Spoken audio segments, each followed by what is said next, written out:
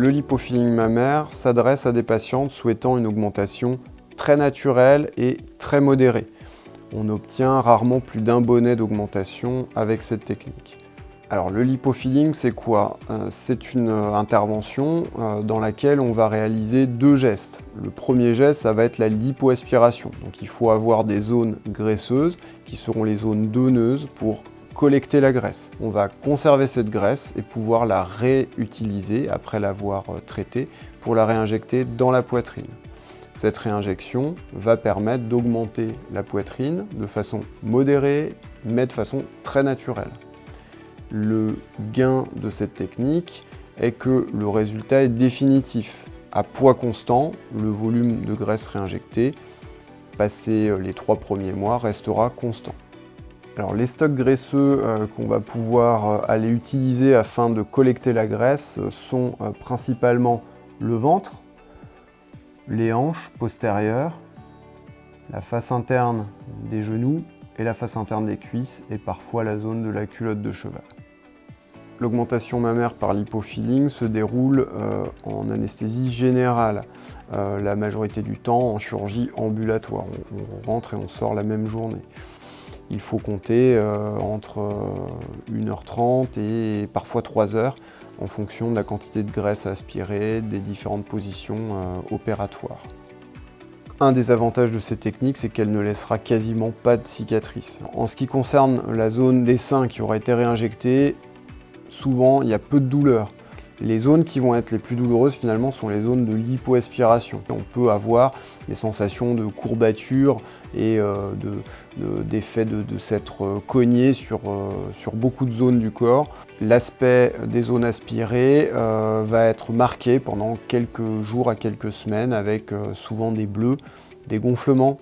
En ce qui concerne la poitrine, on peut mettre éventuellement une brassière peu serrante pour juste uniquement le maintien. Mais la graisse réinjectée doit reprendre vie dans la zone mammaire et donc il faut éviter de la contraindre au maximum par des vêtements serrants.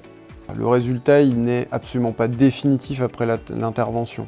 C'est vraiment une intervention qui, un peu comme les prothèses mammaires, va donner un résultat définitif au bout d'1 an et avec de grosses modifications dans la forme, dans l'aspect du sein dans les premières semaines et les premiers mois. Juste après l'intervention de la réinjection de graisse, on a un sein qui est très rond, très gonflé, parfois assez bleu et violacé, qui va ensuite dégonfler progressivement et reprendre une forme plus naturelle dans les premiers mois. On aura aussi une modification de volume assez importante entre le résultat juste en fin d'intervention, dans lequel on a la totalité de la graisse réinjectée plus de l'œdème. L'œdème va diminuer, le gonflement post-opératoire, et une partie de la graisse ne va pas prendre vie et va être résorbée. C'est pour ça qu'il faut s'attendre vraiment à une différence importante entre le résultat post-opératoire immédiat ou 1 semaine et le résultat définitif à 1 an. En ce qui concerne les suites de l'intervention, il faut prévoir entre 10 et 15 jours de repos afin de traiter les douleurs au maximum et éviter de reprendre une activité qui serait inconfortable dans les premières semaines.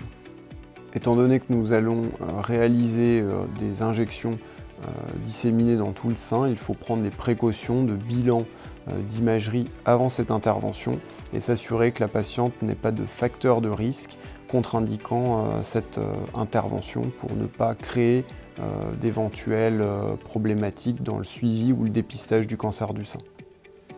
En ce qui concerne le suivi au long terme, l'imagerie des seins réalisée à 1 an sera la base d'analyse afin de s'assurer qu'il n'existe pas de modification du sein qui pourrait être découverte dans le suivi notamment du cancer du sein chez la femme.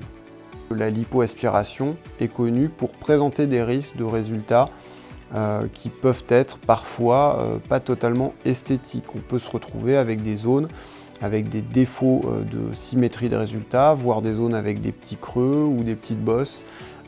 C'est pour ça qu'il faut bien avoir en tête que cette intervention en couple 2 et que finalement les risques post-opératoires ou de résultats esthétiques vont être doubles, liés à la prise et liés à la réinjection.